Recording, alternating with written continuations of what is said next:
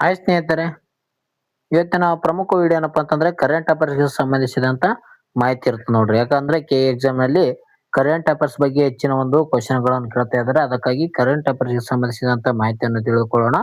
ಹೊಸಬರಾದ್ರೆ ಬೇಗನೆ ನಮ್ಮ ಚಾನಲ್ಗೆ ಸಬ್ಸ್ಕ್ರೈಬ್ ಆಗಿ, ಹಾಗೆ ರೀತಿಯಾಗಿ ಈ ಒಂದು ವಿಡಿಯೋನ ಕೊನೆವರೆಗೂ ನೋಡಿ. ಓಕೆ, ಹಾಗಾದ್ರೆ ಬನ್ನಿ ಶುರು ಮಾಡೋಣ. ಮೊದಲನೇದಾಗಿ ಬಂದಿ ನೋಡಿ, ಒಂದು ಪ್ರಧಾನಿ ಮೋದಿ ಅವರ ವಿದೇಶಿ ಪ್ರವಾಸದ ಬಗ್ಗೆ ಮೊದಲನೇದಾಗಿ ಕ್ವಶನ್ ಕೂಡ ಕೊಡಲಾಗಿದೆ. ಇತ್ತೀಚೆಗೆ ಪ್ರಧಾನಿ ಮೋದಿ ಅವರು ಏನಪ್ಪಾ ಅಂತಂದ್ರೆ ಬೇಟಾಂಗ್ ಗಡಿಪೂರ್ಣ ಎಂಬ ಒಂದು ಅತ್ಯುನ್ನತ ನಾಗರಿಕ ಗೌರವವನ್ನು ಯಾವ ದೇಶದಿಂದ ಪಡೆದುಕೊಂಡಿದ್ದಾರೆ ಅಂತ ಕೊಟ್ಟಿದ್ದಾರೆ. ಅಂದ್ರೆ ಇತ್ತೀಚೆಗೆ ಪ್ರಧಾನಿ ನರೇಂದ್ರ ಮೋದಿ ಅವರಿಗೆ ಬೇಟಾಂಗ್ ಗಡಿಪೂರ್ಣ ಎಂಬ ಒಂದು ಅತ್ಯುನ್ನತ ನಾಗರಿಕ ಗೌರವವನ್ನು ಯಾವ ದೇಶ ನೀಡಿ ಗೌರವಿಸಿದೆ ಅಂತ ಕೊಟ್ಟಿದ್ದಾರೆ. ಇದಕ್ಕೆ ಸರಿಯಾದ ಉತ್ತರ ಆಪ್ಷನ್ಸ್ ಎ ನೋಡಿ, ಇಂಡೋನೇಷ್ಯಾ. ಇಂಡೋನೇಷ್ಯಾದ ಒಂದು ಅತ್ಯುನ್ನತ ಒಂದು ಗೌರವ ಪ್ರಶಸ್ತಿ ಯಾವ್ದಪ್ಪ ಅಂತಂದ್ರೆ ಅದೇ ಬೇಟಾಂಗ್ ಆದಿಪೂರ್ಣ ಅದು ಕೂಡ ಕರಿತಾರೆ ನೋಡ್ರಿ. ಓಕೆ, ಇಂಡೋನೇಷ್ಯಾದಕ್ಕೆ ಸರಿಯಾದ ಉತ್ತರ ಆಗಿದೆ ಅಂತ ಹೇಳ್ಬೋದು. ಇತ್ತೀಚೆಗೆ ಪ್ರಧಾನಿ ಮೋದಿ ಅವರು ಇಂಡೋನೇಷ್ಯಾಕ್ಕೆ ಭೇಟಿ ನೀಡಿದ್ದರು. ಓಕೆ, ಆ ಒಂದು ಸಂದರ್ಭದಲ್ಲಿ ಈ ಒಂದು ಅತ್ಯುನ್ನತ ಗೌರವವನ್ನು ನೀಡಿ ಗೌರವಿಸಲಾಗಿದೆ ಅಂತ ಹೇಳ್ತೀವಿ.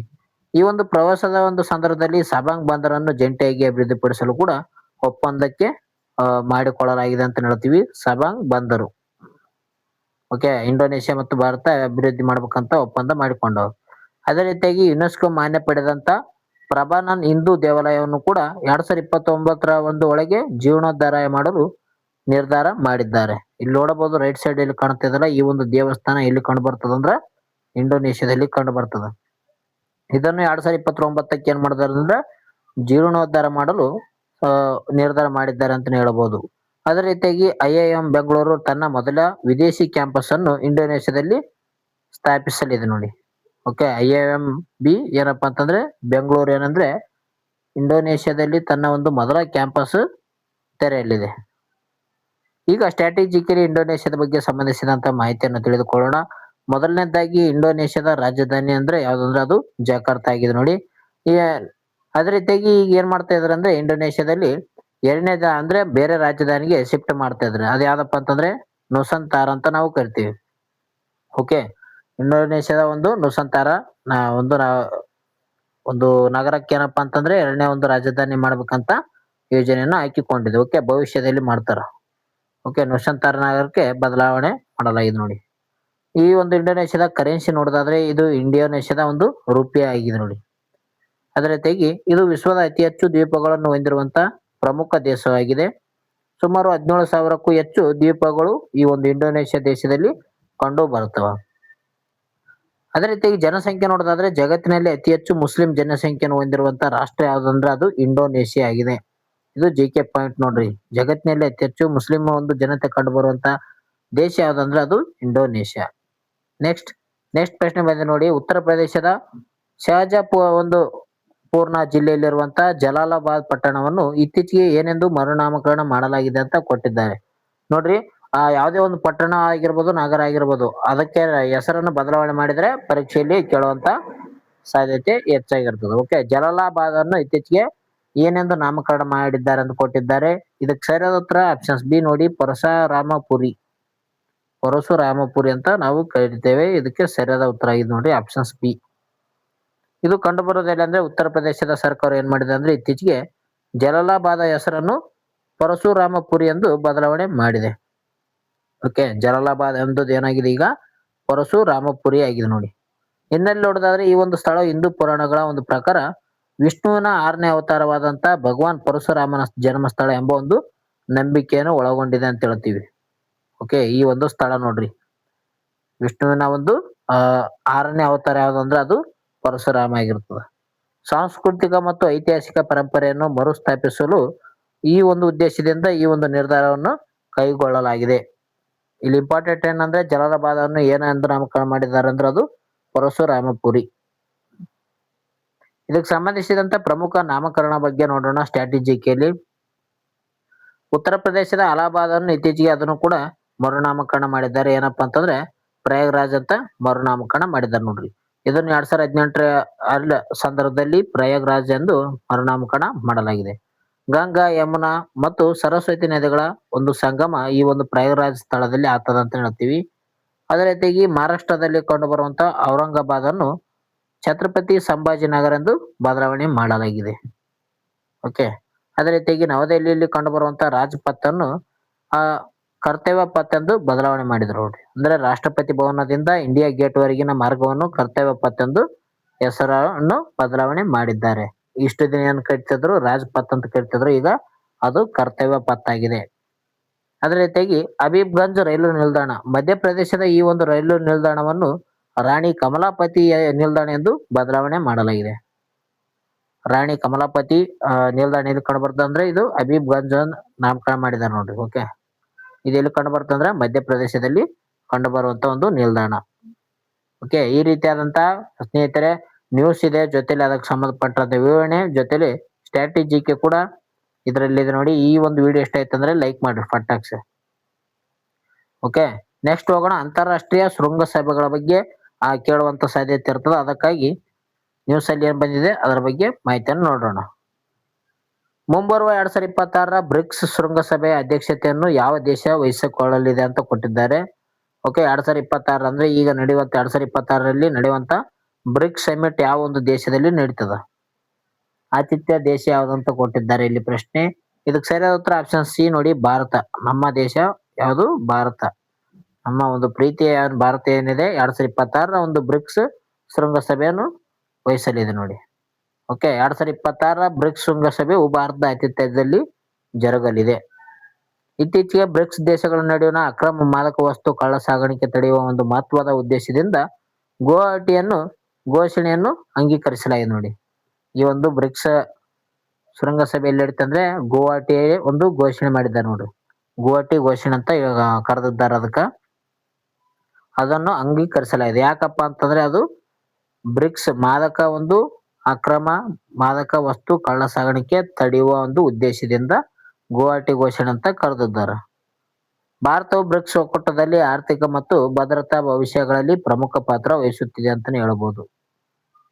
ಓಕೆ, ಬ್ರಿಕ್ಸ್ ಅಂತ ನೋಡೋದಾದ್ರೆ ಇಲ್ಲಿ ಬ್ರಿಕ್ಸ್ ಬಗ್ಗೆ ಕೊಟ್ಟಿದ್ದಾರೆ ನೋಡ್ರಿ. ಬ್ರಿಕ್ಸ್ ಅಲ್ಲಿ ಕಂಡು ಬರುವಂತ ದೇಶಗಳ ಮೇಲೆ ಕೂಡ ಕೇಳ್ತಾರೆ ಕ್ವಶನ್. ಹಾಗಾದ್ರೆ ಬ್ರಿಕ್ಸ್ ಬಗ್ಗೆ ತಿಳಿದುಕೊಳ್ಳೋಣ ಬನ್ನಿ. ಸ್ಟ್ರಾಟಜಿಕಲಿ ಬ್ರಿಕ್ಸ್ ಬಗ್ಗೆ ಮಾಹಿತಿ ಇದೆ. ಮೊದಲನೇದಾಗಿ ಇದು ಸ್ಥಾಪನೆ ಆಗಿದೆ ಯಾವಾಗ ಅಂದ್ರೆ 2009ರಲ್ಲಿ ಇದು ಸ್ಥಾಪನೆ ಆಗ್ತದ. ಓಕೆ, ಇದು ಬ್ರಿಕ್ ಅಂತ ಇರ್ತದ ಮೊದಲು 2009ರಲ್ಲಿ ಇದು ಬ್ರಿಕ್ ಅಂತ ಇರ್ತದ. 2010ರಲ್ಲಿ ಏನಾಗುತ್ತೆ ಅಂದ್ರೆ ದಕ್ಷಿಣ ಆಫ್ರಿಕಾ ಇದಕ್ಕೆ ಸೇರಿಗೆಸಿಂದ ಬ್ರಿಕ್ಸ್ ಎಂಬ ಒಂದು ಪದವನ್ನು ಉಂಟಾಗುತ್ತದೆ ಅಂತ ಹೇಳ್ತೀವಿ. 2010ರಲ್ಲಿ ದಕ್ಷಿಣ ಆಫ್ರಿಕಾ ಸೇರ್ತದ ನೋಡ್ರಿ.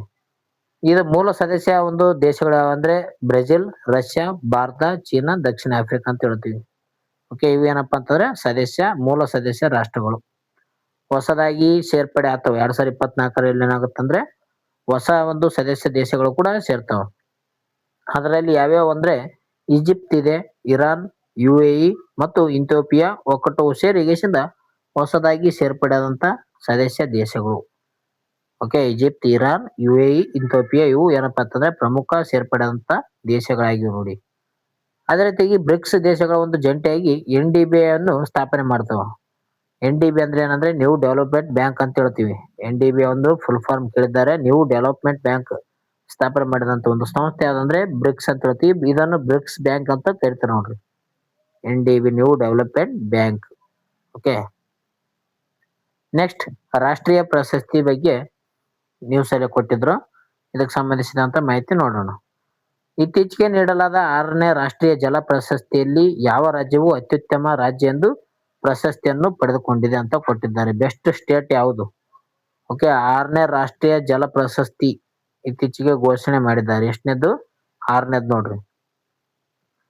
ಇದಕ್ಕೆ ಸರಿಯಾದ ಉತ್ತರ ಯಾವ್ದಂತ ನೋಡೋಣ. ಇದಕ್ಕೆ ಸರಿಯಾದ ಉತ್ತರ ಆಪ್ಷನ್ಸ್ ಬಿ, ಮಹಾರಾಷ್ಟ್ರ ನೋಡ್ರಿ. ಓಕೆ, ಮಹಾರಾಷ್ಟ್ರ ಇದಕ್ಕೆ ಸರಿಯಾದ ಉತ್ತರ ಆಗಿದೆ ನೋಡ್ರಿ. 6ನೇ ರಾಷ್ಟ್ರೀಯ ಜಲ ಪ್ರಶಸ್ತಿಗಳಲ್ಲಿ ಮಹಾರಾಷ್ಟ್ರವು 1ನೇ ಸ್ಥಾನ ಪಡೆದುಕೊಂಡಿದೆ. ಅಂದ್ರೆ ಅತ್ಯುತ್ತಮ ರಾಜ್ಯವಾಗಿ ಮಹಾರಾಷ್ಟ್ರ ಹೊರಹೊಮ್ಮಿದೆ ನೋಡಿ. ಗುಜರಾತ್ 2ನೇ ಸ್ಥಾನ ಪಡೆದುಕೊಂಡಿದೆ. ಹರಿಯಾಣ ಏನಪ್ಪಾ ಅಂತಂದ್ರೆ 3ನೇ ಸ್ಥಾನ ಪಡೆದುಕೊಂಡಿದೆ ನೋಡಿ. ಓಕೆ, ಮಹಾರಾಷ್ಟ್ರ ಏನಪ್ಪಾ ಅಂತಂದ್ರೆ ರಾಷ್ಟ್ರೀಯ ಜಲ ಪ್ರಶಸ್ತಿಯನ್ನು ಪಡೆದುಕೊಂಡಿದೆ ಮೊದಲ ಒಂದು ರಾಜ್ಯವಾಗಿ. 2ನೇದು ಗುಜರಾತ್, 3ನೇದು ಹರಿಯಾಣ. ಪ್ರಸ್ತುತ ಕೇಂದ್ರ ಜಲಶಕ್ತಿ ಸಚಿವಾಲಯವು 7ನೇ ರಾಷ್ಟ್ರೀಯ ಜಲ ಪ್ರಶಸ್ತಿಗಳಿಗೆ ಅರ್ಜಿ ಆಹ್ವಾನಿಸಿದೆ. ನೀರು ಸಂರಕ್ಷಣೆ ಮಾಡುವವರನ್ನು ಪ್ರೋತ್ಸಾಹಿಸುವುದು ಇದರ ಒಂದು ಪ್ರಮುಖ ಉದ್ದೇಶವಾಗಿರುತ್ತೆ ನೋಡ್ರಿ. ಓಕೆ, ಈಗ ಕೂಡ ಕರೆದಿದ್ದಾರೆ 7ನೇ ಒಂದು ರಾಷ್ಟ್ರೀಯ ಜಲ ಪ್ರಶಸ್ತಿಗೆ ಅರ್ಜಿ ಆಹ್ವಾನ ಮಾಡಿದ್ದಾರೆ. ಇಲ್ಲಿ ನ್ಯೂಸ್ ಅಲ್ಲಿ ಏನು ಕೊಟ್ಟಿದ್ರು 6ನೇ ರಾಷ್ಟ್ರೀಯ ಜಲ ಪ್ರಶಸ್ತಿ ಘೋಷಣೆ ಮಾಡಿಗೆಸಿಂದ 7ನೇದ್ದು ಅರ್ಜಿ ಕರೆದಾರ ನೋಡ್ರಿ. ಓಕೆ, ಇಲ್ಲಿ ಏನ್ ಇಂಪಾರ್ಟೆಂಟ್ ಅಂದ್ರೆ ಮಹಾರಾಷ್ಟ್ರ ಮೊದಲ ಸ್ಥಾನ ಪಡೆದಿದೆ, 2ನೇದು ಗುಜರಾತ್, 3ನೇದು ಹರಿಯಾಣ. ಇದು ಗೊತ್ತಿರ್ಬೇಕಾಗ್ತದ. ಸ್ಟ್ರಾಟಜಿಕ್ ಲಿಂಕ್ ನಲ್ಲಿ ಜಲಶಕ್ತಿ ಸಚಿವಾಲಯದ ಬಗ್ಗೆ ತಿಳಿದುಕೊಳ್ಳುತ್ತೀವಿ. ಇದು ಸ್ಥಾಪನೆ ಆಗಿದ್ದು 2019ರಲ್ಲಿ ಸ್ಥಾಪನೆ ಆಗ್ತದೆ. ಜಲ ಸಂಪನ್ಮೂಲ, ನದಿ ಅಭಿವೃದ್ಧಿ, ಕುಡಿಯುವ ನೀರು ಸಚಿವಾಲಯಗಳನ್ನು ವಿಲೀನಗೊಳಿಸಿ ರಚಿಸಲಾಗ್ತದೆ ಅದು. ಓಕೆ, 2019ರಲ್ಲಿ ಇದನ್ನು ರಚನೆ ಮಾಡಿದ್ದಾರೆ ನೋಡ್ರಿ, ಜಲಶಕ್ತಿ ಸಚಿವಾಲಯ. ಇದರ ಒಂದು ಪ್ರಸ್ತುತ ಸಚಿವರು CR ಪಾಟೀಲ್ ಅವರು ಇದ್ದಾರೆ ನೋಡ್ರಿ. ಜಲ ಜೀವನ್ ಮಿಷನ್ ಇದರ ಬಗ್ಗೆ ನೋಡೋದಾದ್ರೆ 2024ರೊಳಗೆ ಗ್ರಾಮೀಣ ಭಾಗದ ಪ್ರತಿ ಮನೆಗೂ ನಲ್ಲಿಯ ಮೂಲಕ ಕುಡಿಯುವ ನೀರು ಒದಗಿಸುವುದು ಇದರ ಒಂದು ಬೃಹತ್ ಯೋಜನೆ ಆಗಿದೆ ನೋಡಿ. ಇದು ಯೋಜನೆ ಏನಂತ ಕರೀತಾರ, ಹರ್ ಘರ್ ಜಲ್ ಅಂತ ಈ ಒಂದು ಯೋಜನೆ ಹೆಸರಾಗಿದೆ ನೋಡ್ರಿ. 2024ಕ್ಕೆ ಮನೆ ಮನೆಗೂ ಹರ್ ಘರ್ ಜಲ್ ಅಂತ ಘೋಷಣೆ ಮಾಡಿದ್ರು 2024ರಲ್ಲಿ. ಅದೇ ರೀತಿಗೆ ನೀರಿನ ದಿನ ಅಂತ ಹೇಳ್ತೀವಿ. ಪ್ರತಿ ವರ್ಷ ಮಾರ್ಚ್ 22ರಂದು ವಿಶ್ವ ಜಲ ದಿನವನ್ನು ಆಚರಣೆ ಮಾಡಲಾಗುತ್ತದೆ. Very very important. ವಿಶ್ವ ಜಲ ದಿನವನ್ನು ಯಾವಾಗ ಆಚರಣೆ ಮಾಡ್ತಾರೆ ಅಂದ್ರೆ ಅದು ಮಾರ್ಚ್ 22ನೇ ತಾರೀಕು ವಿಶ್ವ ಜಲ ದಿನವನ್ನು ಆಚರಣೆ ಮಾಡ್ತಾರ. ನೆಕ್ಸ್ಟ್, ರಾಜ್ಯ ಸರ್ಕಾರದ ಪ್ರಮುಖ ಯೋಜನೆ ಮೇಲೆ ನ್ಯೂಸ್ ಅಲ್ಲಿ ಬಂದಿತ್ತು.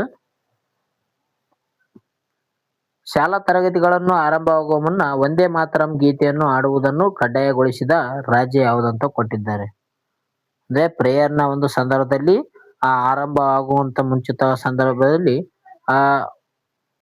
ಈ ಒಂದು ಸಂದರ್ಭದಲ್ಲಿ ಏನಪ್ಪಾ ಅಂತಂದ್ರೆ ವಂದೇ ಮಾತರಂ ಗೀತೆಯನ್ನು ಹಾಡುವುದನ್ನು ಕಡ್ಡಾಯಗೊಳಿಸಿರುವಂತ ರಾಜ್ಯ ಯಾವ್ದಂತ ಕೊಟ್ಟಿದ್ದಾರೆ. ಇಲ್ಲಿ ಅಸ್ಸಾಂ, ತ್ರಿಪುರಾ, ಮಣಿಪುರ್, ಮಿಜೋರಾಂ ಅಂತ ಕೊಟ್ಟಿದ್ದಾರೆ. ಓಕೆ, ಈ ಒಂದು ಪ್ರಶ್ನೆ ಉತ್ತರ ನೋಡೋದಾದ್ರೆ ತ್ರಿಪುರ ಸರಿಯಾದ ಉತ್ತರ ಇದೆ ನೋಡ್ರಿ. ಓಕೆ, ಆಪ್ಷನ್ಸ್ ಬಿ ಇದಕ್ಕೆ ಸರಿಯಾದ ಉತ್ತರ ತ್ರಿಪುರ.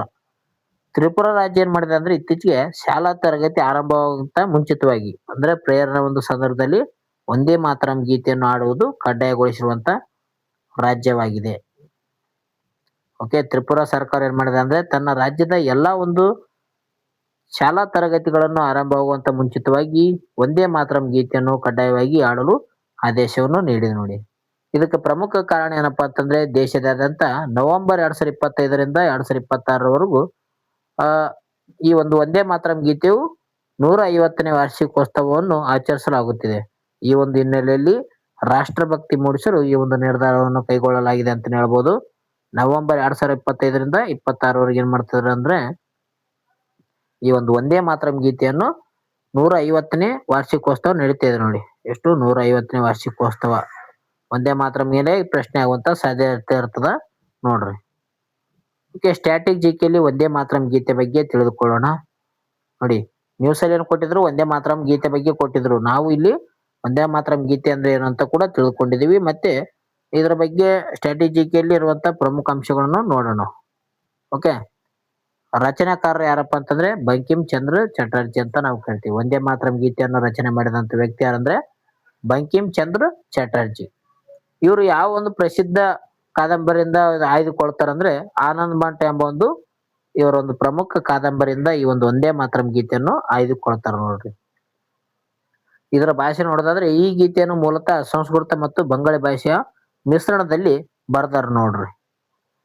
ಅದೇ ರೀತಿಯಾಗಿ ಮೊದಲ ಗಾಯನ ನೋಡೋದಾದ್ರೆ 1896ರಲ್ಲಿ ನಡೆದಂತ ರಾಷ್ಟ್ರೀಯ ಒಂದು ಕಾಂಗ್ರೆಸ್ ಕಲ್ಕತ್ತಾ ಅಧಿವೇಶನದಲ್ಲಿ ರವೀಂದ್ರನಾಥ್ ಟ್ಯಾಗೋರ್ ಅವ್ರು ಏನ್ ಮಾಡ್ತಾರ ಅಂದ್ರೆ ಮೊದಲ ಬಾರಿಗೆ ಇದನ್ನು ಆಡ್ತಾರ. ಓಕೆ, ಭಾರತೀಯ ರಾಷ್ಟ್ರೀಯ ಕಾಂಗ್ರೆಸ್ ANC ಒಂದು ಕಲ್ಕತ್ತಾ ಅಧಿವೇಶನ ಇರ್ತದೆ. ಯಾವಾಗಂದ್ರೆ 1896ರಲ್ಲಿ. ಈ ಒಂದು ಸಂದರ್ಭದಲ್ಲಿ ರವೀಂದ್ರನಾಥ್ ಟ್ಯಾಗೋರ್ ಅವರು ವಂದೇ ಮಾತರಂ ಗೀತೆಯನ್ನು ಆಡ್ತಾರ. ಅದೇ ರೀತಿಯಾಗಿ ರಾಷ್ಟ್ರಗೀತೆಯಾಗಿ ಯಾವಾಗ ಇದು ಅಂಗೀಕರಿಸ್ತಾರ ಅಂದ್ರೆ ಜನವರಿ 24, 1950 ಇದನ್ನು ಭಾರತ ರಾಷ್ಟ್ರಗೀತೆ ಎಂದು ಅಂಗೀಕಾರ ಮಾಡ್ತಾರೆ. ಯಾವಾಗ? ಜನವರಿ 24 ನೋಡ್ರಿ 1950ರಲ್ಲಿ. ಓಕೆ, ರಾಷ್ಟ್ರೀಯ ಒಂದು ಗೀತೆ ಅಂಗೀಕಾರ ಆಗಿದಂತ ದಿನ ಜನವರಿ 24, 1950. ಓಕೆ, ನೆಕ್ಸ್ಟ್ ನ್ಯೂಸ್ ನೋಡೋಣ. ಭಾರತ ಸಂವಿಧಾನದ ಬಗ್ಗೆ ಸಂಬಂಧಿಸಿದಂತ ನ್ಯೂಸ್ ಬಂದಿತ್ತು. ಓಕೆ, ನ್ಯೂಸ್ ಏನಪ್ಪಾ ಅಂತಂದ್ರೆ ಮತದಾನದ ಹಕ್ಕು ಭಾರತದಲ್ಲಿ ಯಾವ ರೀತಿ ಹಕ್ಕಾಗಿದೆ ಅಂತ ಕೊಟ್ಟಿದ್ದಾರೆ ನೋಡ್ರಿ. ರೈಟ್ ಟು ವೋಟ್ ಇದು ಯಾವ ರೀತಿ ಹಕ್ಕು? ಇದು ಕಾನೂನು ಹಕ್ಕು, ಏನು ಮೂಲಭೂತ ಹಕ್ಕು ಅಂತ ನ್ಯೂಸ್ ಅಲ್ಲಿ ಬಂದಿತ್ತು. ಓಕೆ, ಇದಕ್ಕೆ ಸಂಬಂಧಿಸಿದಂತ ಮಾಹಿತಿ ನೋಡೋದಾದ್ರೆ ಇದು ಒಂದು ಏನಪ್ಪಾ ಅಂತಂದ್ರೆ ಒಂದು ಸಂವಿಧಾನಕ ಶಾಸನಬದ್ಧ ಹಕ್ಕಾಗಿದೆ ನೋಡಿ. ಸಾಂವಿಧಾನಿಕ ಶಾಸನಬದ್ಧ ಹಕ್ಕು. ಓಕೆ, ಆಪ್ಷನ್ಸ್ ಬಿ ಇದಕ್ಕೆ ಸರಿಯಾದ ಉತ್ತರ ಆಗಿದೆ ಅಂತ ಹೇಳ್ತೀವಿ. ಸುಪ್ರೀಂ ಕೋರ್ಟ್ನ ಹಲವಾರು ತೀರ್ಪುಗಳ ಪ್ರಕಾರ ಮತದಾನದ ಹಕ್ಕನ್ನು ಮೂಲಭೂತ ಹಕ್ಕಲ್ಲ ಅಂತ ಹೇಳಲಾಗಿದೆ. Okay, not A fundamental right ಅಂತ ಹೇಳ್ತೀವಿ. ಮತದಾನದ ಹಕ್ಕು ಯಾವುದೇ ರೀತಿಯಾದಂತ ಮೂಲಭೂತ ಹಕ್ಕು ಅಲ್ಲ ನೋಡ್ರಿ, ಇದು ಸಂವಿಧಾನದ ಹಕ್ಕಾಗಿದೆ. ಇದು ಸಂವಿಧಾನದ 326ನೇ ವಿಧಿ ಅಡಿಯಲ್ಲಿ ಸಾಂವಿಧಾನಿಕ ಹಕ್ಕು ಆಗಿದೆ ನೋಡ್ರಿ. 326ನೇ ಏನ್ ಹೇಳ್ತದ, ಈ ಒಂದು ಮತದಾನದ ಹಕ್ಕು ಬಗ್ಗೆ ತಿಳಿಸ್ತದ. ಇದೇನಂತ ಸಾಂವಿಧಾನಿಕ ಹಕ್ಕಾಗಿದೆ ನೋಡ್ರಿ. ಹಾಗೆ ಇದು ಜನಪ್ರತಿನಿಧಿ ಕಾಯ್ದೆ 1951ರ ಅಡಿಯಲ್ಲಿ ಶಾಸನಬದ್ಧ ಹಕ್ಕು ಕೂಡ ಆಗಿದೆ ನೋಡಿ. ಓಕೆ, ಸ್ಟ್ಯಾಟ್ಯೂಟರಿ ರೈಟ್ ಅಂತ ಕೂಡ ಆಗಿದೆ ನೋಡಿ. ಶಾಸನಬದ್ಧ ಕೂಡ ಹಕ್ಕು ಕೂಡ ಆಗಿದೆ, ಸಂವಿಧಾನಬದ್ಧ ಹಕ್ಕು ಕೂಡ ಆಗಿದೆ ನೋಡಿ. ಯಾವುದು ಮತದಾನದ ಹಕ್ಕು, ರೈಟ್ ಟು ವೋಟ್, ಈ ಒಂದು ಹಕ್ಕು ಬಗ್ಗೆ ಕೊಟ್ಟಿದ್ರು. ಓಕೆ, ಇದೇನಂದ್ರೆ ಸಂವಿಧಾನಿಕ ಬದ್ಧ ಮತ್ತು ಶಾಸನಬದ್ಧ ಹಕ್ಕಾಗಿದೆ ನೋಡ್ರಿ ಮತದಾನದ ಹಕ್ಕು. ಸ್ಟ್ರಾಟಜಿಕಲಿ ಚುನಾವಣೆ ಮತ್ತು ಮತದಾನ ಬಗ್ಗೆ ತಿಳಿದುಕೊಳ್ಳೋಣ. ಮೊದಲನೇದಾಗಿ ಸಂವಿಧಾನದಲ್ಲಿ ನೋಡೋದಾದ್ರೆ ಸಂವಿಧಾನದ ಭಾಗ 15ರಲ್ಲಿ ಈ ಒಂದು ಎಲೆಕ್ಷನ್ ಕಮಿಷನ್ ಕಂಡು ಬರ್ತದ. ಎಷ್ಟನೇ ಭಾಗದಲ್ಲಿ ಎಲೆಕ್ಷನ್ ಕಮಿಷನ್ ಕಂಡು ಬರ್ತದಂದ್ರೆ ಸಂವಿಧಾನದ 15ನೇ ಭಾಗದಲ್ಲಿ ಚುನಾವಣಾ ಆಯೋಗದ ಬಗ್ಗೆ ಮಾಹಿತಿಯನ್ನು ನೀಡಲಾಗ್ತದೆ. ಭಾರತ ಚುನಾವಣಾ ಆಯೋಗ ಕಂಡು ಬರ್ತದೆ ಯಾವಾಗ, 15ನೇ ಭಾಗ. ಓಕೆ, ಇದು 324ರಿಂದ 329 ವಿಧಿವರೆಗೂ ಕಂಡು ಬರ್ತದೆ ನೋಡ್ರಿ. ವಿಧಿಗಳ ಬಗ್ಗೆ ಕೂಡ ಗೊತ್ತಿರ್ಬೇಕಾದ. ನೆಕ್ಸ್ಟ್ ತಿದ್ದುಪಡಿ ನೋಡೋದಾದ್ರೆ 61ನೇ ಸಂವಿಧಾನಕ್ಕೆ ತಿದ್ದುಪಡಿ ಕಾಯ್ದೆ ಅದರ 1988ರ ಒಂದು ಮೂಲಕ ಮತದಾನದ ವಯಸ್ಸನ್ನು 21 ವರ್ಷದಿಂದ 18 ವರ್ಷಕ್ಕೆ ಇಳಿಕೆ ಮಾಡಲಾಗುತ್ತದೆ. ಇದು ಕೂಡ ಇಂಪಾರ್ಟೆಂಟ್, ಯಾಕಂದ್ರೆ ಪರೀಕ್ಷೆಯಲ್ಲಿ ಕೇಳಿರುವಂತ ಒಂದು ಮಾಹಿತಿನೇ ಇಲ್ಲಿ ನಿಮ್ಮ ಮುಂದೆ ಪ್ರಸ್ತುತ ಪಡಿಸ್ತಾ ಇದ್ದೀನಿ. ಓಕೆ, 61ನೇ ಒಂದು ತಿದ್ದುಪಡಿ ಏನ್ ಮಾಡ್ತದ, 21 ಇರುವಂತ ವಯಸ್ಸನ್ನು 18 ವರ್ಷಕ್ಕೆ ಇಳಿಕೆಯನ್ನು ಮಾಡ್ತದ. ಯಾವ ತಿದ್ದುಪಡಿ ಅಂತ ಕೇಳಿದ್ರು ಅದು ಯಾವ್ದಂದ್ರೆ 61ನೇ ತಿದ್ದುಪಡಿ. 1988ರಲ್ಲಿ ಇದು ಬರ್ತದ. ಇದು ಜಾರಿ ಪ್ರಯೋಗ ಮಾಡಿದ ಯಾವಾಗಂದ್ರೆ 1989ರಲ್ಲಿ ಎಲೆಕ್ಷನ್ ಅಲ್ಲಿ ನಡೆದಂತ ಸಂದರ್ಭದಲ್ಲಿ 21ರಿಂದ 18 ವರ್ಷಕ್ಕೆ ಇಳಿಕೆ ಮಾಡಿ 18 ವರ್ಷದ ವ್ಯಕ್ತಿಗಳು ಏನ್ ಮಾಡ್ತಾರೆ ಅಂದ್ರೆ 1989ರಲ್ಲಿ ವೋಟ್ ಹಾಕ್ತಾರೆ ಎಲ್ಲರೂ. ಓಕೆ, ಅದೇ ರೀತಿಗೆ ರಾಷ್ಟ್ರೀಯ ಮತದಾರರ ದಿನ ಬಗ್ಗೆ ಕೂಡ ಕೇಳಿದ್ದಾರೆ. ಇದು ಚುನಾವಣಾ ಆಯೋಗ ಸ್ಥಾಪನೆ ಆದಂತ ಸವಿ ನೆನಪಿಗಾಗಿ ಪ್ರತಿ ವರ್ಷ ಜನವರಿ 25ನೇ ತಾರೀಕು ಏನ್ ಮಾಡ್ತಾರೆ ಅಂದ್ರೆ 25ನೇ ತಾರೀಕು ರಾಷ್ಟ್ರೀಯ ಒಂದು ಮತದಾರರ ದಿನವನ್ನು ಆಚರಣೆ ಮಾಡ್ತಾರೆ. ಓಕೆ, ಸಂವಿಧಾನ ಚುನಾವಣಾ ಆಯೋಗ ಯಾವಾಗ ಸ್ಥಾಪನೆ ಆಯ್ತು, 1950 ಜನವರಿ 25ಕ್ಕೆ ಸ್ಥಾಪನೆ ಆಗ್ಯದ. ಈ ಒಂದು ಸವಿ ನೆನಪಿಗಾಗಿ ಜನವರಿ 25ರಂದು ರಾಷ್ಟ್ರೀಯ ಮತದಾರರ ದಿನಾಚರಣೆಯನ್ನು ಆಚರಣೆ ಮಾಡ್ತಾರೆ ನೋಡ್ರಿ. ಗಾಯ್ಸ್, ಈ ಒಂದು ವಿಡಿಯೋ ಇಷ್ಟ ಆಯ್ತು ಅಂದ್ರೆ ಲೈಕ್ ಮಾಡ್ರಿ. ಯಾವ ರೀತಿಯಾಗಿ ನಿಮಗ ಅರ್ಥಪೂರ್ಣವಾಗಿ ಜೊತೆಲಿ ಏನ್ ಕೊಟ್ಟಿದ್ರು ಅದರ ಬಗ್ಗೆ ಕೂಡ ಮಾಹಿತಿನೂ ಇದೆ. ಓಕೆ, ಇಲ್ಲಿ ಏನ್ ಕೊಟ್ಟಿದ್ರು ಅಂದ್ರೆ ನ್ಯೂಸ್ ಅಲ್ಲಿ ಭಾರತ ಸಂವಿಧಾನದ ಬಗ್ಗೆ ಕೊಟ್ಟಿದ್ರು. ಇದು ಕೂಡ ಹೇಳಿದೀನಿ. ಎದ್ರ ಬಗ್ಗೆ ಕೊಟ್ಟಿದ್ರು ನ್ಯೂಸ್, ಸಂವಿಧಾನದ ಬಗ್ಗೆ ಕೊಟ್ಟಿದ್ದಾರೆ. ಏನಂತ ಕೊಟ್ಟಿದ್ರು ಅಂದ್ರೆ ಮತದಾನ ಹಕ್ಕು ಬಗ್ಗೆ ಕೊಟ್ಟಿದ್ರು. ಇಲ್ಲಿ ನಾವು ಕ್ವಶನ್ ಏನ್ ಕೇಳಿದ್ವಿ, ಮತದಾನ ಹಕ್ಕು ಭಾರತ ಸಂವಿಧಾನದ ಯಾವ ರೀತಿ ಹಕ್ಕಾಗಿದೆ ಅಂತ ಕೊಟ್ಟಿದೀವಿ. ಕೆಲವೊಬ್ರು ಏನಪ್ಪಾ ಅಂತಂದ್ರೆ ಮೂಲಭೂತ ಹಕ್ಕು ಅಂತ ಹಾಕುವಂತ ಸಾಧ್ಯತೆ ಇರ್ತದೆ. ಇದು ಮೂಲಭೂತ ಹಕ್ಕಲ್ಲ, ಸಂವಿಧಾನಿಕ ಮತ್ತು ಶಾಸನಬದ್ಧ ಹಕ್ಕಾಗಿದೆ ನೋಡ್ರಿ ಇದೊಂದು. ಓಕೆ, ಇದರ ಬಗ್ಗೆ ಸಂಬಂಧಿಸಿದಂತ ಮಾಹಿತಿ ಕೂಡ ನಿಮ್ಗೆ ಹೇಳಿದೀನಿ. ಮತದಾನ ಹಕ್ಕು ಕಂಡು ಬರೋದು ಏನಂದ್ರೆ 326ನೇ ವಿಧಿ ಅಡಿಯಲ್ಲಿ ಇದು ಕಂಡು ಬರ್ತದ. ಇದೊಂದು ಸಾಂವಿಧಾನಿಕ ಮತ್ತು ಶಾಸನಬದ್ಧ ಹಕ್ಕಾಗಿದೆ ನೋಡಿ. ಓಕೆ, ಇದಕ್ಕೆ ಸಂಬಂಧಿಸಿದಂತ ಸ್ಟ್ಯಾಟಿಕ್ ಜಿಕೆ ಅನ್ನು ಕೂಡ ನಿಮ್ಗೆ ಹೇಳಿದೆ. ಇದರಲ್ಲಿ ಚುನಾವಣೆ ಬಗ್ಗೆ ಹೇಳಿದೆ ಮತ್ತು ಮತದಾನದ ಬಗ್ಗೆ ಕೂಡ ಮಾಹಿತಿಯನ್ನು ನೀಡಿದ್ದೀನಿ. ಪ್ರಮುಖವಾಗಿ ಇದರ ತಿದ್ದುಪಡಿ ಮೇಲೆ ಕೂಡ ಕೇಳಿದ್ದಾರೆ ಪ್ರಶ್ನೆ. ನೆಕ್ಸ್ಟ್ ನ್ಯೂಸ್ ನಲ್ಲಿ ಏನಿದೆ ಅಂದ್ರೆ ಕರ್ನಾಟಕದ ಪ್ರವಾಸೋದ್ಯಮದ ಬಗ್ಗೆ ಆ ನ್ಯೂಸ್ ಅಲ್ಲಿ ಕೊಟ್ಟಿದ್ರು. ನ್ಯೂಸ್ ಅಲ್ಲೇ ಕೊಟ್ಟಿರೋದಿರುತ್ತೆ ನೋಡ್ರಿ. ಬೇಕಾದ್ರೆ ನೀವು ಕೂಡ ಆ ನ್ಯೂಸ್ ಅನ್ನು ಓದಿದ್ರೆ ನಿಮ್ಗೆ ಗೊತ್ತಾಗುತ್ತ ಈ ಒಂದು ನಾನು ಏನ್ ಹೇಳ್ತಿದ್ದೇನೆ. ಓಕೆ, ಇಲ್ಲಿ ಕರ್ನಾಟಕದ ಪ್ರವಾಸೋದ್ಯಮ ಇಲಾಖೆಯು ಜಾಗತಿಕ ತಾಣ ಅಭಿವೃದ್ಧಿ ಯೋಜನೆಯಡಿ ಅಭಿವೃದ್ಧಿಪಡಿಸಲು ಶಿಫಾರಸು ಮಾಡಿದಂತ ಸ್ಥಳಗಳಲ್ಲಿ ಈ ಕೆಳಗಿನ ಯಾವುದು ಸೇರಿಲ್ಲ ಅಂತ ಕೊಟ್ಟಿದ್ದಾರೆ. ಪ್ರಶ್ನೆ ನಾವು ಯಾವ ರೀತಿಯಾಗಿ ಕೊಟ್ಟಿದ್ವಿ ನೋಡ್ರಿ. ಕರ್ನಾಟಕದ ಪ್ರವಾಸೋದ್ಯಮ ಇಲಾಖೆ ಏನ್ ಮಾಡಿದೆ ಅಂದ್ರೆ ಇತ್ತೀಚೆಗೆ ಜಾಗತಿಕ ತಾಣ ಅಭಿವೃದ್ಧಿ ಯೋಜನೆ ಅಡಿಯನ್ನು ಹಾಕಿಕೊಂಡದ. ಈ ಒಂದು ಅಭಿವೃದ್ಧಿ ಅಡಿಯಲ್ಲಿ ಯಾವ ಒಂದು ಸ್ಥಳ ಸೇರಿಲ್ಲ ಅಂತ ಪ್ರಶ್ನೆ ಕೇಳಿವಿ ನಾವು. ಹಂಪಿ, ಮೈಸೂರು, ಲಕ್ಕುಂಡಿ, ಬಾದಾಮಿ ಅಂತ ಕೊಟ್ಟಿದ್ದಾರೆ. ಈ ಒಂದು ಪ್ರಶ್ನೆಗೆ ಸರಿಯಾದ ಉತ್ತರ ನೋಡೋದಾದ್ರೆ ಇದಕ್ಕೆ ಸರಿಯಾದ ಉತ್ತರ ಬಾದಾಮಿ ನೋಡಿ. ಓಕೆ, ಬಾದಾಮಿ ಇದಕ್ಕೆ ಸರಿಯಾದ ಉತ್ತರ ಆಗಿದೆ ಅಂತ ಹೇಳ್ತೀವಿ. ಬಾದಾಮಿ ಏನಪ್ಪಾ ಅಂತಂದ್ರೆ ಜಾಗತಿಕ ತಾಣ ಅಭಿವೃದ್ಧಿ ಯೋಜನೆ ಅಡಿಯಲ್ಲಿ ಬರುವಂತ ಸ್ಥಳ ಅಲ್ಲ, ಸೇರಿಲ್ಲ ಅಂತ ಇಲ್ಲಿ ಕೊಟ್ಟಿವಿ. ಅದಕ್ಕೆ ಇದು ಬಾದಾಮಿ ಅಲ್ಲ. ಉಳಿಕೆಯುವುದು ಯಾವ್ಯಾವ ಇದಾವೆ, ಹಂಪಿ, ಮೈಸೂರು, ಲಕ್ಕುಂಡಿ ಇವೇನಪ್ಪ ಅಂತಂದ್ರೆ ಜಾಗತಿಕ ತಾಣ ಅಭಿವೃದ್ಧಿ ಯೋಜನೆ ಅಡಿಯಲ್ಲಿ ಅಭಿವೃದ್ಧಿಪಡಿಸಲು ಶಿಫಾರಸು ಮಾಡಿದಂತ ಪ್ರಮುಖ ಸ್ಥಳಗಳು ಇವಾಗಿವ. ಇವು 3 ಸ್ಥಳಗಳು. ಗೊತ್ತಿರ್ಬೇಕು ನೋಡ್ರಿ, ಹಂಪಿ, ಮೈಸೂರು, ಲಕ್ಕುಂಡಿ. ಓಕೆ, ಇದಕ್ಕೆ ಸಂಬಂಧಿಸಿದಂತ ಮಾಹಿತಿಯನ್ನು ನೋಡಿಕೊಳ್ಳೋಣ. ಕರ್ನಾಟಕ ಸರ್ಕಾರವು ಹಂಪಿ, ಮೈಸೂರು, ಲಕ್ಕುಂಡಿಯನ್ನು ಜಾಗತಿಕ ತಾಣ ಅಭಿವೃದ್ಧಿ ಯೋಜನೆ ಅಡಿಯಲ್ಲಿ ಅಭಿವೃದ್ಧಿಪಡಿಸಲು ಕೇಂದ್ರ ಸರ್ಕಾರಕ್ಕೆ ಶಿಫಾರಸು ಮಾಡಿದೆ. ಓಕೆ, ಏನ್ ಮಾಡಿದೆ? ಮೈಸೂರು, ಹಂಪಿ, ಲಕ್ಕುಂಡಿ ಇವುಗಳೇನಂದ್ರೆ ಜಾಗತಿಕ ತಾಣ ಅಭಿವೃದ್ಧಿ ಯೋಜನೆ ಅಡಿಯಲ್ಲಿ ಅಭಿವೃದ್ಧಿಪಡಿಸಲು ಈ ಒಂದು ಶಿಫಾರಸು ಮಾಡಿದಂತ ಪ್ರಮುಖ ಸ್ಥಳಗಳು ಇವಾಗಿವೆ. ಇದರ ಪ್ರಮುಖ ಉದ್ದೇಶ ಏನಪ್ಪಾ ಅಂತಂದ್ರೆ ಕೇಂದ್ರ ಸರ್ಕಾರದ ಬೆಂಬಲದೊಂದಿಗೆ ಈ ಒಂದು 3 ಐತಿಹಾಸಿಕ ತಾಣಗಳಿಗೆ ಅಂತಾರಾಷ್ಟ್ರೀಯ ಮಟ್ಟದ ಮೂಲ ಸೌಕರ್ಯ ಒದಗಿಸುವುದು ಮತ್ತು ಪ್ರವಾಸೋದ್ಯಮವನ್ನು ಉತ್ತೇಜಿಸುವುದು ಇದರ ಒಂದು ಪ್ರಮುಖ ಉದ್ದೇಶವಾಗಿದೆ ಅಂತ ಹೇಳಬಹುದು. ಓಕೆ, ಹಂಪಿ ಯಾವ ರೀತಿಯಾಗಿದೆ ಅಂತ ಚಿತ್ರದಲ್ಲಿ ನೋಡ್ತಿದ್ವಿ. ಹಂಪಿ ಕಲ್ಲಿನ ರಥ ಕಾಣ್ತಿದೆ ನೋಡಿ. ಶಿಫಾರಸುಗೊಂಡಂತ ಪ್ರಮುಖ ತಾಣಗಳ ಬಗ್ಗೆ ನೋಡೋಣ. ಮೊದಲನೇದಾಗಿ ಹಂಪಿ. ಹಂಪಿಯಲ್ಲಿ ಕಂಡುಬರುವುದೇನೆಂದ್ರೆ ವಿಜಯನಗರ ಸಾಮ್ರಾಜ್ಯದ ಗತವೈಭವದ ರಾಜಧಾನಿ ಈ ಒಂದು ಹಂಪಿ ಆಗಿದೆ ನೋಡಿ. ತುಂಗಭದ್ರಾ ನದಿಯ ದಡದಲ್ಲಿ ಈ ಒಂದು ಹಂಪಿ ಕಂಡು ಬರ್ತದ. 1986ರಲ್ಲಿ ಯುನೆಸ್ಕೋ ವಿಶ್ವ ಪರಂಪರೆ ಒಂದು ತಾಣವಾಗಿ ಮಾನ್ಯತೆ ಪಡೆದುಕೊಂಡಿದೆ. 1986ರಲ್ಲಿ ಮೊದಲ ಒಂದು ತಾಣ ಯಾವ್ದಂದ್ರೆ ಅದು Hampi. United Nation Education, Scientific and Cultural Organisation ಅಂತ ಹೇಳ್ತೀವಿ ನಾವು. ಈ ಒಂದು ಸಂಸ್ಥೆಗೆ ಒಂದು ಕರ್ನಾಟಕದ ಮೊದಲ ಒಂದು ತಾಣ ಯಾವುದು ಅಂದ್ರೆ ಅದು ಹಂಪಿ ಆಗಿದೆ. ನೆಕ್ಸ್ಟ್ ಮೈಸೂರು ಬರ್ತ್ ನೋಡ್ರಿ. ಮೈಸೂರು ಏನಂದ್ರೆ ಕರ್ನಾಟಕದ ಸಾಂಸ್ಕೃತಿಕ ರಾಜಧಾನಿ ಆಗಿದೆ. ಒಡೆಯರ ಮನೆತನದ ದೀರ್ಘಾವಧಿ ಕಾಲದ ಆಳ್ವಿಕೆ ಒಳಪಟ್ಟದ ಒಂದು ರಾಜ್ಯ ಆಗಿದೆ. ದಸರಾ ಒಂದು ಉತ್ಸವಕ್ಕೆ ಜಗತ್ ಪ್ರಸಿದ್ಧಿ ಆಗಿದೆ ನೋಡಿ. ರಾಜ್ಯ ಒಡೆಯರು ಏನ್ ಮಾಡ್ತಾರೆ ಅಂದ್ರೆ ಈ ಒಂದು ದಸರಾ ಉತ್ಸವನು ಓಕೆ, ದಸರಾ ಉತ್ಸವವನ್ನು ನಾಡ ಹಬ್ಬವಾಗಿ ಮಾಡ್ತಾರ ರಾಜ್ಯ ಒಡೆಯರು. ನಂತರ ಲಕ್ಕುಂಡಿ ಬರ್ತದೆ. ಇದು ಗದಗ ಜಿಲ್ಲೆಯಲ್ಲಿ ಕಂಡು ಬರ್ತದೆ ನೋಡ್ರಿ. ಕಲ್ಯಾಣ ಚಾಲುಕ್ಯರ ವಾಸ್ತುಶಿಲ್ಪದ ಒಂದು ಬೀಡಾಗಿದೆ. ಬ್ರಹ್ಮ ಜಿನದ ಒಂದು ಕಾಶಿ ವಿಶ್ವನಾಥ ದೇವಾಲಯಗಳಿಗೆ ಪ್ರಸಿದ್ಧಿ ಆಗಿದೆ. ಓಕೆ, ಅವು ಪ್ರಮುಖ ನ್ಯೂಸ್ಗಳಾಗಿವೆ ಅಂತ ಹೇಳ್ತೀವಿ. ಕೊನೆಯದಾಗಿ ಪ್ರಮುಖ ಆನ್ಲೈನ್ ಇದಾವೆ ನೋಡ್ರಿ. ವಿಶ್ವ ಹೂಡಿಕೆ ವರದಿ 2026 ಬಿಡುಗಡೆ ಆಗಿದೆ. ಇದರಲ್ಲಿ ಏನಪ್ಪಾ ಅಂತಂದ್ರೆ ಜಾಗತಿಕ FDI ಏನಾಗಿದೆ ಅಂದ್ರೆ 6% ರಷ್ಟು ಹೆಚ್ಚಾಗಿದೆ ನೋಡಿ. ಓಕೆ, ವಿಶ್ವ ವರದಿಯ ಒಂದು ಹೂಡಿಕೆಯಲ್ಲಿ 6% ಹೆಚ್ಚಾಗಿದೆ. ಅಮೆರಿಕ ಪ್ರಥಮ ಸ್ಥಾನ ಪಡೆದುಕೊಂಡಿದೆ. ಭಾರತ ಏನಪ್ಪಾ ಅಂತಂದ್ರೆ 11ನೇ ಸ್ಥಾನಕ್ಕೆ ಏರಿಕೆ ಆಗಿದೆ. 11ನೇ ಸ್ಥಾನ ಭಾರತ ಪಡೆದುಕೊಂಡಿದೆ. ಅದೇ ರೀತಿಯಾಗಿ ಟ್ರೈಬೆಕ್ಸ್ ಅಂತ ಹೇಳ್ತೀವಿ. ಟ್ರೈಬೆಕ್ಸ್ ವೇದಿಕೆ ಬುಡಕಟ್ಟು ಸಮುದಾಯ ಕಲೆ ಸಂಸ್ಕೃತಿ ರಕ್ಷಣೆಗೆ ಒಡಿಶಾ ರಾಜ್ಯದಲ್ಲಿ ಪ್ರಾರಂಭವಾದಂತ ಭಾರತ ಮೊದಲ ವಿಶಿಷ್ಟ ಡಿಜಿಟಲ್ ಕಲಿಕೆ ವೇದಿಕೆ ಆಗಿದೆ. ಈ ಒಂದು ಟ್ರೈಬೆಕ್ಸ್ ವೇದಿಕೆ ಎಲ್ಲಿಗಿದೆ? ಯಾವ ರಾಜ್ಯ ಅಂದ್ರೆ ಒಡಿಶಾ ರಾಜ್ಯ. ನೆಕ್ಸ್ಟ್ ವಿಶ್ವ ಗ್ರಾಮೀಣ ಅಭಿವೃದ್ಧಿ ದಿನ. ವಿಶ್ವ ಗ್ರಾಮೀಣ ಅಭಿವೃದ್ಧಿ ದಿನವನ್ನು ಯಾವಾಗ ಆಚರಣೆ ಮಾಡ್ತಾರೆ ಅಂದ್ರೆ ಪ್ರತಿ ವರ್ಷ ಜುಲೈ 6ರಂದು ವಿಶ್ವ ಗ್ರಾಮೀಣ ಅಭಿವೃದ್ಧಿ ದಿನವನ್ನು ಆಚರಣೆ ಮಾಡುತ್ತಾರೆ. 2026 ಒಂದು ಥೀಮ್ ಕೊಟ್ಟಿದ್ದಾರೆ. Financing the first mile of food system ಅಂತ ಕೊಟ್ಟಿದ್ದಾರೆ ನೋಡ್ರಿ. ಈ ಒಂದು ಥೀಮ್ ಬಗ್ಗೆ ಕೂಡ ಕೇಳಿದ್ದಾರೆ ಪ್ರಶ್ನೆ. ಕೊನೆಯದಾಗಿ ಸಹಕಾರ ಜೀವ ವಿಮಾ ಕಂಪನಿ ಇದರ ಬಗ್ಗೆ ಕೊಟ್ಟಿದ್ದಾರೆ. ಇದ್ರ ಬಗ್ಗೆ ನೋಡಿದ್ರೆ ಸಹಕಾರ ಸಚಿವಾಲಯದ 5ನೇ ಒಂದು ಸಂಸ್ಥಾಪನಾ ದಿನದಂದು ಅಮಿತ್ ಶಾ ಅವರಿಂದ ಈ ಒಂದು ಸ್ಥಾಪನೆ ಘೋಷಣೆ ಮಾಡಲಾಗಿದೆ. ಜೊತೆಗೆ 50,000 ಈ ಒಂದು ಇ ಪಾಸ್ ಡಿಜಿಟಲೀಕರಣವನ್ನು ಅಭಿಯಾನವನ್ನು ಆರಂಭ ಮಾಡಲಾಗಿದೆ ನೋಡ್ರಿ.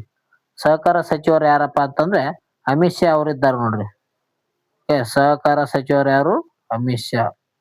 ಪ್ರಶ್ನೆ ಕೇಳಿದ್ರು ಏನಂತ? ಸಹಕಾರ ಸಚಿವರು ಯಾರಂದ್ರೆ ಅಮಿತ್ ಶಾ ಆಗಿದ್ದಾರೆ. ಗೃಹ ಮಂತ್ರಿ ಆಗಿರ್ತಾರೆ. ಓಕೆ, ಅಮಿತ್ ಶಾ. ಓಕೆ, ಇವೇನಪ್ಪ ಅಂತಂದ್ರೆ ಪ್ರಮುಖ ಏನಪ್ಪಾ ಅಂತಂದ್ರೆ ಕರೆಂಟ್ ಅಫೇರ್ಸ್ಗೆ ಸಂಬಂಧಿಸಿದಂತ ಮಾಹಿತಿ ಆಗಿತ್ತು. ಈ ರೀತಿಯಾಗಿ ವಿಡಿಯೋ ಇದೆ ನೋಡಿ ಸ್ನೇಹಿತರೆ. ಈ ಒಂದು ವಿಡಿಯೋ ಇಷ್ಟ ಆಯ್ತು ಅಂದ್ರೆ ಲೈಕ್ ಮಾಡ್ರಿ ಬೇಗನೆ. ಓಕೆ, ಸಬ್ಸ್ಕ್ರೈಬ್ ಮಾಡಿ. ಜೊತೆಗೆ ನಿಮ್ಮ ಸ್ನೇಹಿತರು ಕೂಡ ಶೇರ್ ಮಾಡ್ರಿ ವಿಡಿಯೋನ. ಟೆಲಿಗ್ರಾಮ್ ಗ್ರೂಪ್ಗೆ ಯಾರು ಜಾಯ್ನ್ ಆಗಿಲ್ಲ ಜಾಯ್ನ್ ಆಗಿ. ಜೊತೆಗೆ ಇನ್ಸ್ಟಾಗ್ರಾಮ್ಗೆ ಯಾರು ಜಾಯ್ನ್ ಆಗಿಲ್ಲ ಅಲ್ಲಿ ಕೂಡ ಇನ್ಸ್ಟಾಗ್ರಾಮ್ ನಲ್ಲಿ ಕೂಡ ಪ್ರಮುಖ ಪ್ರಶ್ನೆ ಕೇಳ್ತಾ ಇದ್ರೆ ಅಲ್ಲಿ ಕೂಡ ಜಾಯ್ನ್ ಆಗಿ. ಓಕೆ, ಇದೇ ರೀತಿಯ ಹೆಚ್ಚಿನ ಶೈಕ್ಷಣಿಕ ಮಾಹಿತಿಗಾಗಿ ಪ್ರತಿದಿನ ಪ್ರಚಲಿತ ಘಟನೆ ವಿಶ್ಲೇಷಣೆಗಾಗಿ ನಮ್ಮ ಒಂದು ಚಾನಲ್ ಅನ್ನು ಫಾಲೋ ಮಾಡಿ ಎಂದು ಹೇಳುತ್ತಾ ಇವತ್ತಿನ ಒಂದು ವಿಡಿಯೋನ ಇಲ್ಲಿಗೆ ಮುಕ್ತಾಯ ಮಾಡ್ತೀನಿ. ಎಲ್ಲರಿಗೂ ಧನ್ಯವಾದಗಳು ಅಂತ. ಟೇಕ್ ಕೇರ್, ಬಾಯ್.